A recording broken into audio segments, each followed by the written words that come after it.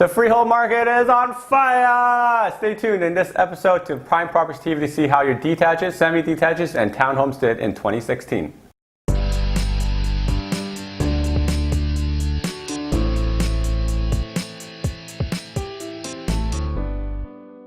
Good day, Toronto! Welcome to another episode of Prime Properties TV. So glad you could join us. In this episode, we'll be recapping how the 2016 freehold properties did. Now, these properties include your detaches, semi-detaches, and freehold townhomes. These are not condo townhomes, these are regular townhomes. So if you didn't get a recap of the overall 2016 market, you can check out the video up here in the little eye in the top right corner. But for now, let's get started on how the freeholds did. In this episode, I'll be going through some of the stats I extrapolated from Excel spreadsheet. If you want a copy of it, make sure you email me or contact me directly and I'll send you a copy of it.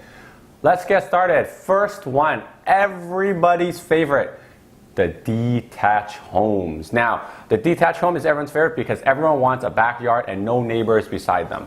And you know what the cool thing about this is? Your detaches from last year went up a cool 19%. 19% from last year. So on your average 416 home on a $1.2 million home, a 19% increase is like $236,000. That's 3 times an average Canadian household. It's a lot of money. It's a lot of money. Now, the interesting thing about this year is in all of GTA, there was actually more listings than there were last year.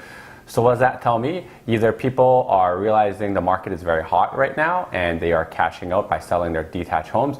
And secondly, the other thing is developers have been building a lot of detached homes in the 905 area. You know, this is your Markham, Mississauga, Brampton, Vaughan.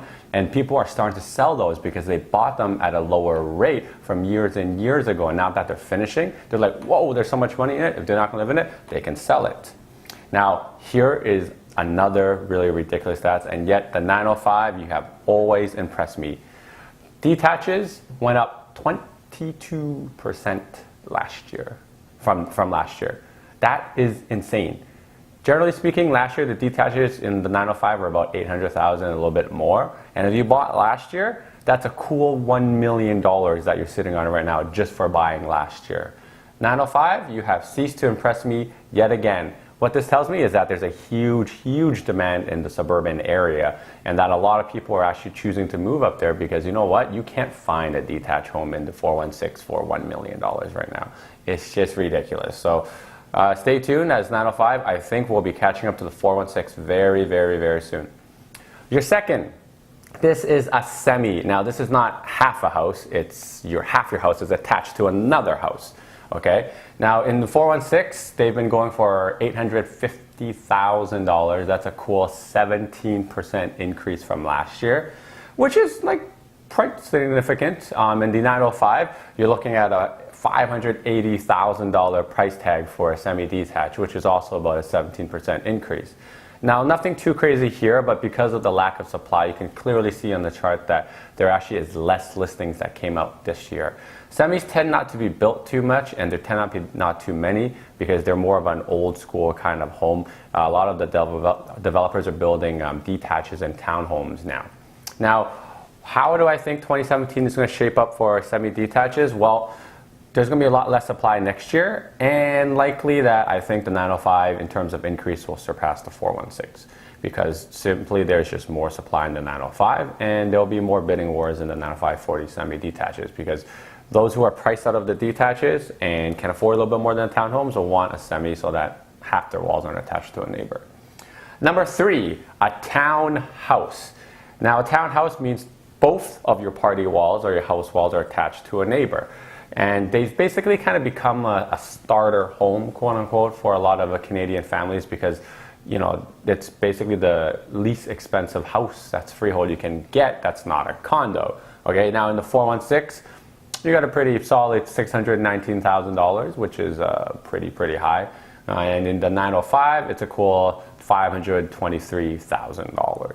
Now, both of those have increased significantly from last year, and I suspect there's going to be another increase in supply and demand and price next year as well. Now, whether there's more supply than demand, I'm not sure. I do know there's a lot more townhouses that are coming up from the subdivisions.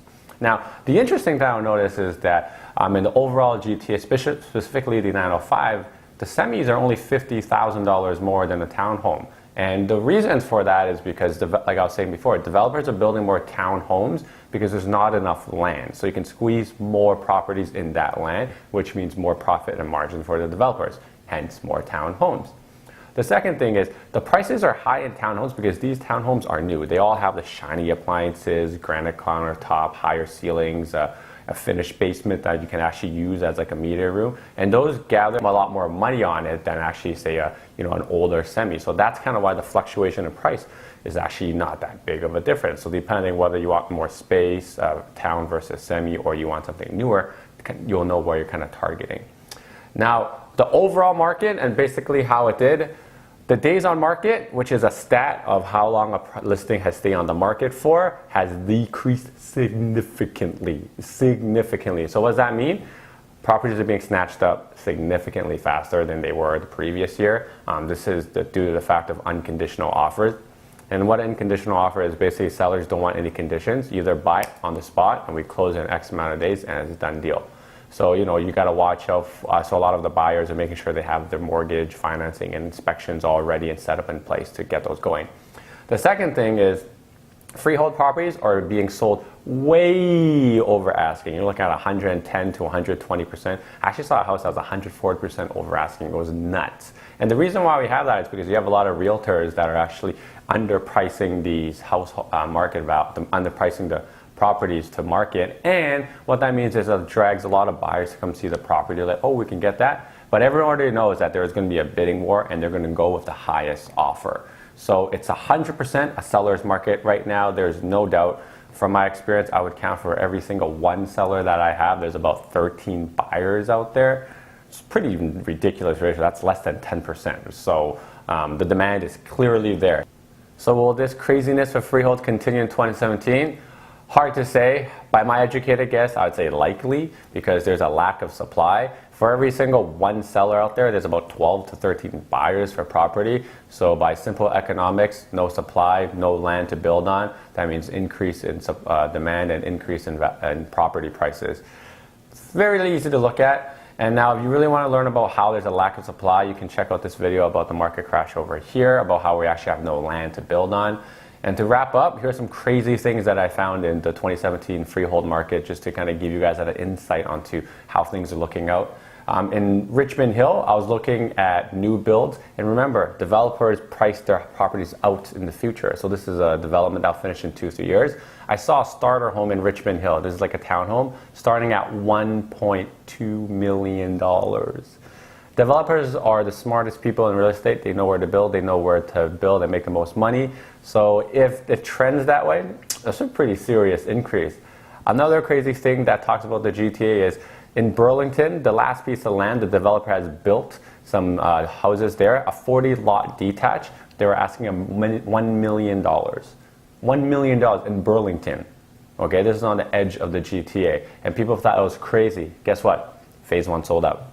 Hope you guys got some insight into how crazy the freehold market is since 2016. Thank you guys for watching, and if you learned something in this video or simply just enjoy watching this video, make sure you click subscribe to PrimePropertiesTO over here. If you have any questions or comments, you can leave them in the comment section below or contact me directly. And remember, make sure you share this with your family and friends, because an educated consumer is the best consumer. I'll see you next time, Toronto.